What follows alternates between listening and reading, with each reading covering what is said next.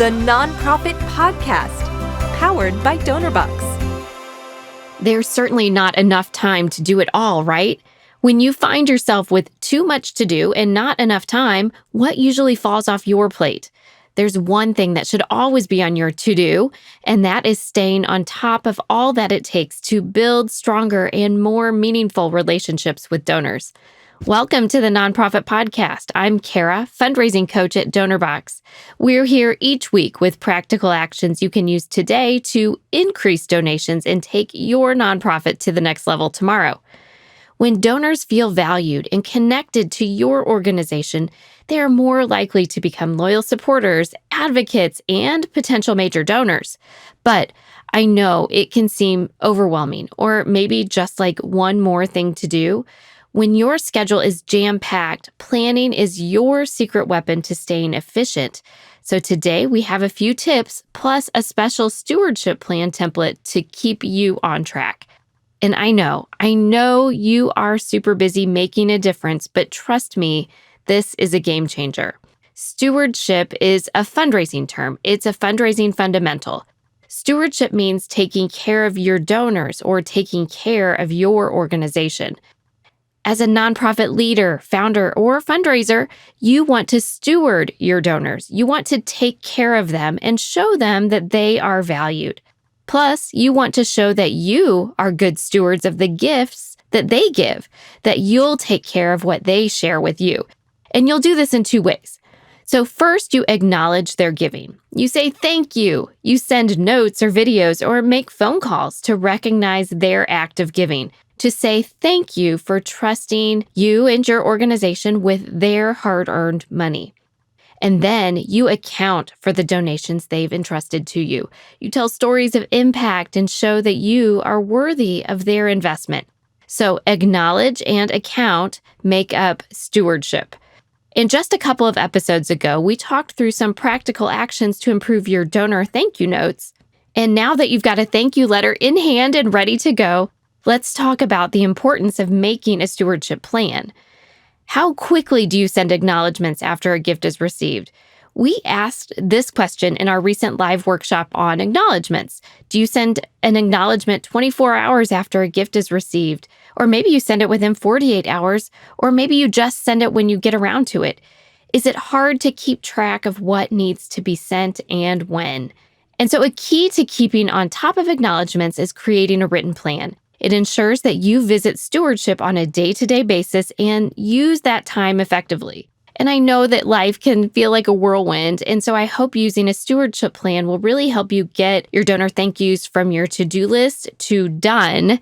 And to help you do that, we have a free stewardship planning template for you. This template is one that I've personally used for years and have it waiting for you in the Donorbox resource library. And the link to that is in today's show notes. I've pre-filled this planning spreadsheet as a starting point for you, so be sure to check it out. Be sure to adapt it for your organization. Go ahead and just download it and put it to work today. And here is how to make it work for you. First, you identify groups of donors you want to be sure to include in your plan.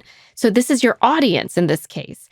And some ideas of your audience might be first-time donors or donors who just started a monthly or recurring giving schedule.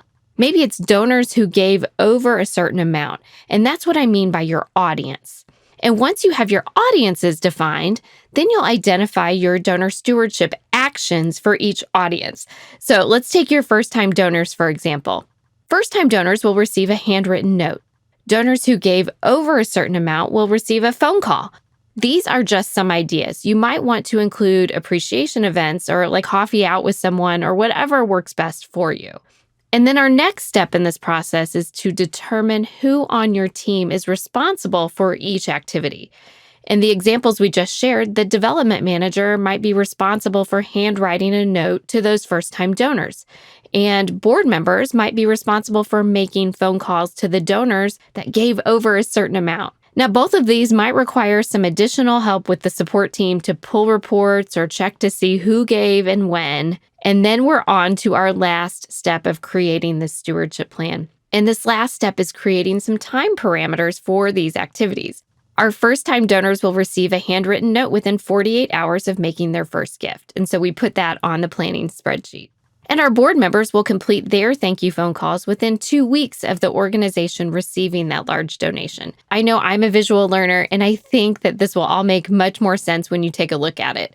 Go ahead and download it and then get it written out. It's easy enough to write your plan, but sticking to it is often more difficult. And so here are 2 helpful tips to help it stick. First, print it out. Post this plan where you can see it. Or if you don't want to print it, use a screenshot of it as your computer wallpaper, but keep it where you can see it often. And then next, build this into your schedule. Block time on your calendar for this. I know you may be thinking, I just don't have time to do this, but start with blocking 30 minutes a week on your schedule for calls and notes, whatever it takes for you. And as you put this into practice, I'd also encourage you to choose an additional 2 to 4 other donors each week to reach out to as well, just out of the blue. And your stewardship plan should be a living document that you'll change and improve as you receive feedback and as you get new ideas from donors or your team. So schedule regular review processes to assess your plan and gather feedback and data. I really encourage you not to look at stewardship as a chore, but as a celebration of what your donors' gifts have helped you accomplish. And as we get ready for what's ahead with fundraising in 2023, we know that there is a big problem with retaining donors. We're working so hard to acquire new donors during Giving Tuesday or our fundraising campaigns. But for every 10 new donors you bring in, statistics say that only 1 or 2 of them stay around until next year. You work so hard, it's hard to justify keeping just a couple of new donors after working that hard to get them. And so it's a really great idea to use this same scenario, so many donors walking away, to justify spending some intentional time on improving your stewardship plan and your acknowledgments. Think about your own preferences. Why do you stop going to a particular store or a particular restaurant? And then conversely, why do you go back to others? Look at your own organization through the same lens. Would you want to make a second gift to you? Remember, focus on earning that second gift and then the third gift. Most first-time donors are dipping their toes in the water. They want to know how they'll be treated and how their gift will be used before they make a second gift. And when they do come back to give, though, it is pretty amazing to see that donors who commit past that second gift to an organization will tend to stick around longer, as the repeat donor retention rate is much, much higher than that first-time donor retention rate. You know what? Creating your stewardship plan isn't just another task on your never-ending to-do list. It really is an investment in your nonprofit's future. I know it takes time today, but think about it this way. A well-thought-out stewardship plan can actually save you time in the future by making your donor interactions more streamlined and effective. Plus, it can boost donor retention rates, which means less scrambling for new donors all the time. By taking care of your donors, you're taking care of your organization, and that is stewardship. You know, I want to give you a big, hearty thank you for spending a little bit of your time with the Nonprofit Podcast. I hope you've left with the confidence to take a small step today that will make a big difference tomorrow. Be sure to click the download button on your podcast player, then leave the Nonprofit Podcast a review or give it a thumbs up if you're listening to the Nonprofit Podcast on YouTube. Your review really is a great way to help others find us. You're here to help others. We're here to help you. So until next time, stay inspired.